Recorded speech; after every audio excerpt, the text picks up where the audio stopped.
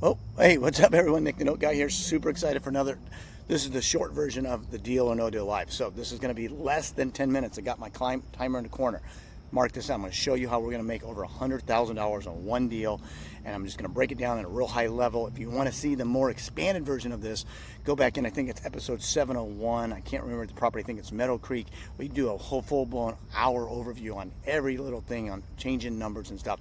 But this is the final deal. So if you're a investor and you want a deal like this, reach out to us. If you're a private money lender and want a deal, you can reach out to us as well. I'll give you that information at the end of this video. So let's stop screwing around, because I've already 40 seconds into it. Let's get right into it and make myself a little smaller. I'm going to start with the property itself. So here is the property. It's in Houston, Texas. Let me scroll back to the beginning so you can see the front of the house. There it is. I'm just going to go to, I like using realtor.com because I get to see stuff like this. Plus I get to see 2 or 3 other pieces of information that help me in my decision making process. Look, I don't need to spend more than about 30 seconds on these pictures. I know I can sell this as is to an owner finance buyer on a wrap, okay? So I'm going to scroll down on Realtor. Here's what it is. You can see that it was on the market 93 days. We already have this under contract, even though it says for sale. They just haven't updated it yet in the MLS. 485, we got it for a little bit less than that, okay? Check this out. So then I want to go down to the bottom, and I want to see stuff like this real estimate. I love the real estimate right here, okay? I think this house had an extensive remodeling done. I don't know the history of it, but I know the value has gone up. So right now, the value in this house is 455 to 484, and if you look right here, it gives me the data, okay? We already talked about the data providers, why this works. So I have no doubt in my mind that there's a high probability this house is worth somewhere between 465 and 485 based on these numbers. So that's number one. And the next thing I want to do is I want to go to ZHVI, okay? And if I go to ZHVI, Zillow Home Value Index, I can come in here, I can put in the zip code 77014. Remember, these are only guides for you. This is not rule, it's not the law, it's not anything other than that. The average home price is only $256,000. We're in the $450,000 range. We're way higher. Does that mean it's not a deal? No. And I'll explain to you the reason why. And that's why I wanted to show you this, that these are just tools to help you make an informed decision. And the reason being is because we're going to be able to buy this with seller financing. We're not taking this over subject to an existing debt, an existing mortgage. The seller owns it free and clear. So I get to negotiate the terms exactly the way that I want them to make sure they fit what I want them to do. So let's take a look at that. So I'm going to go to Deal Evaluator real quick, and I'm going to make myself a little bit smaller over here so you can see. Move me over to here. Great. So here's the property address, okay? Value 485. Rent value is about $2,000. I think it's a little bit low, but it doesn't matter, okay? That's what the Zillow says it is, and you can go do your own due diligence, which you should, to determine rent value if you're going to keep it as a buy and hold. And this actually may work as a potential buy and hold, okay? Especially if you think the value of this property is going to go up in time. All right, so here we go. What else do we know about this property? So we're going to go to the next screen. It is owner financing. What's the difference between owner financing and subject to? Owner financing means the seller is going to be the bank for us. Instead of Wells Fargo being the bank indirectly, or Bank of America, whoever, the seller is going to be Bank of Bob to me, the borrower, okay? So I'm going to negotiate my terms. So I'm going to go to that. So it's owner financing. And so what is the terms of this deal? Well, we're paying $465, okay? $12,000 is going to the agent, $8,000 assignment fee, $4,500 is the closing cost. Seller's getting $45,000, okay? And in return of them getting that, I'm getting a 3% mortgage on a 30-year term. My payment's going to be $1,770 a month, P&I, okay? If I want to add taxes and insurance in there, it'd probably be closer to $3,000. That's why the rent model may be an option, okay? We're not talking about that here. We're talking about a wrap mortgage exit, okay? So then what are we going to do? So what am I going to sell this for, right? Well, I'm going to sell it for $485, market value. I'm going to, and I put in here a low interest rate of only 6.95. And people hear me say all the time, well, what? That's not 10 and that's not 9.5. You're right, it's not. But that's just a guideline and a rule. And why am I doing it 6.95%? I'm using it to show you that how a deal can still be structured and still protected at a low interest rate. Do I want to sell it at 6.9? Hell no. Can I? Yes, and I'm showing you why, because that's below bank rate right now. So I can get a qualified buyer in that property extremely quick without having them go through an appraisal process, a formal underwriting process through a traditional bank, and an inspection period. Okay, I can get a person that has a lot of that's cash rich and credit poor into this deal fairly quick.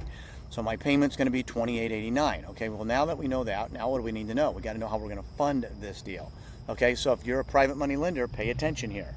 Okay, if you're going to be an investor and you want to buy these properties, pay attention here, because this is what you need to share with your private money lenders.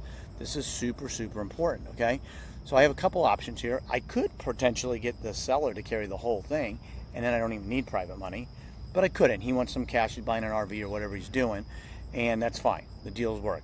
I could self-fund it, or I can use third party. Third party equals private money lending. So PML is my path to capital 95% of the time. So here's my deal.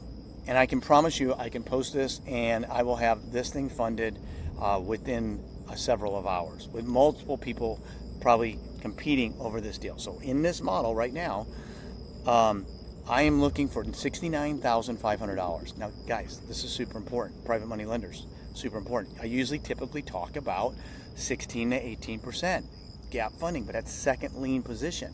When I buy a property from a seller, I subordinate them into the second lien position. So what does that mean?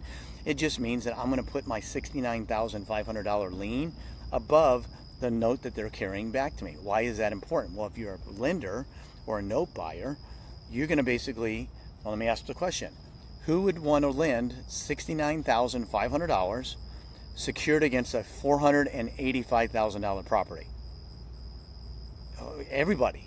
Because where's your risk? There is no risk. The risk is that I pay every month. The upside is that I don't pay, and you get to foreclose and take control over a $500,000 property and sell or carry debt, if that's still be the case. But that's not what the purpose of this deal or no deal live is. It's to show you the financial, outcome potentially of doing this deal. So I will have no problem raising 12% money, borrowing at 12% on a 20-year fully amortized term, paying my investor $765 a month and cash flowing $353. And I'm going to come back and I'm going to do one other change on it. This is just the default right now.